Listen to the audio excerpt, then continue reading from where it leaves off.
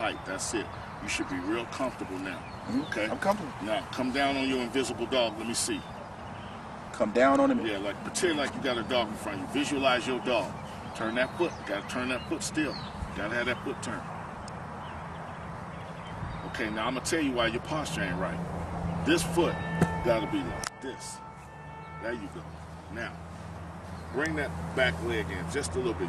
There you go. Now, that's a little, right there, right there. Now touch your dog on the head. Bam, look at you now. You look much better. Bring him on up, follow him up, watch him. Watch his all the way. Now touch him and make him go where you want. Let me tell you what Earl Jones used to tell me. There's no reason for a dog to be out of control if you're standing in front of him. You're supposed to be controlling the motion of the dog. Right. Okay? When you're doing protection, you control the motion of the dog. How is it the dog jumped all over you and ate you in the face and bit you in the groin and he just ate you all up? Because you lost your mind. Right. That dog is supposed to be where you want him to be at all times, and he's never supposed to be anyplace else. Okay? Mm-hmm. So anytime that dog gets out of control, it's because you out of control. Right.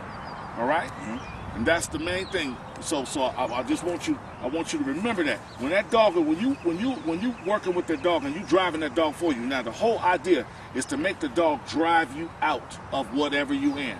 Ultimately, what is his job going to be to do? If a perpetrator comes in, he's supposed to do what? Drive the perpetrator out. Right. So from day one, the first thing you want to teach that dog to do is what? Drive you out. Right. Let him, and let me tell you something. Obedience. I don't let dogs win on obedience. Now, that's my technique. You do it the way you want to do it. I do encourage them. I do pet them up and tell them good boy or good girl, okay? Mm-hmm. But I don't let them make decisions. I make all the decisions obedience. That's not the way you do it. That's the way you do it, okay? This is the way I do it, okay? And, but in protection, let the dog win all the time. All the time. All the time. All the time. When the dog first hits the floor, he got to win the first day. He should never lose again. Never. Ever. Challenge him. Challenge him. You know why? Because life is a challenge. If you're not challenging the dog is not going to stand up. The dog is not going to stand up. All right? Yep. And I will tell you something. The highest level of protection is obedience manifested in protection. Did you hear what I said? The highest level of protection is obedience manifested in protection.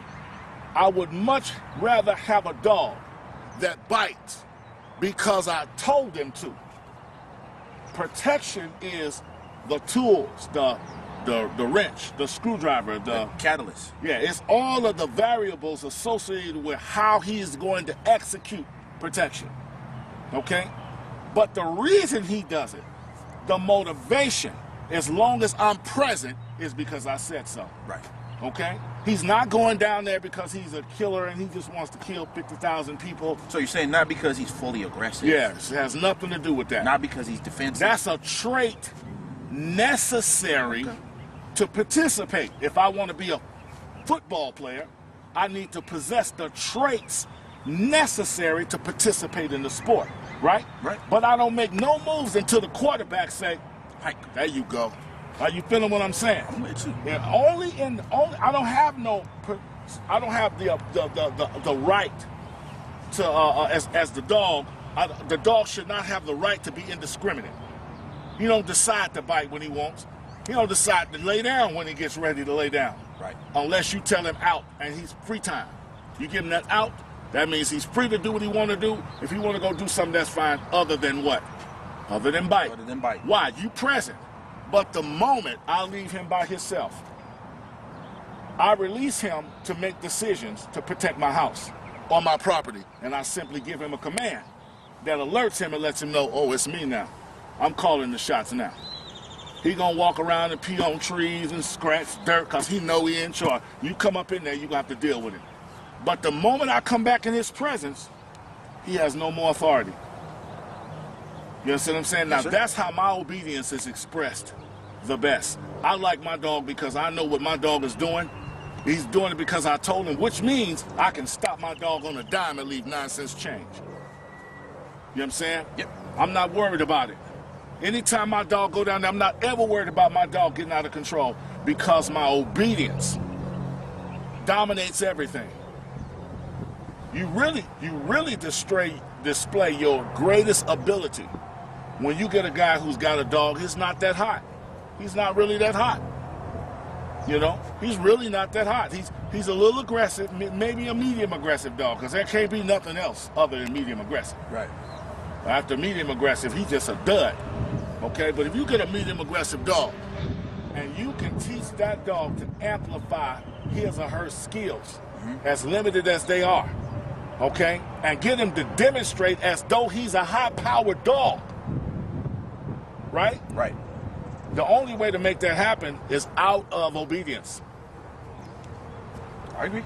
The psychological process has to exceed his physical ability to be aggressive, his mental ability to be aggressive. His passionate limitations of aggression are expressed best through obedience, which means I can take a dog who is completely obedience trained with the mindset that I'm going to place in the communication value that I'm going to give this dog, right? Right.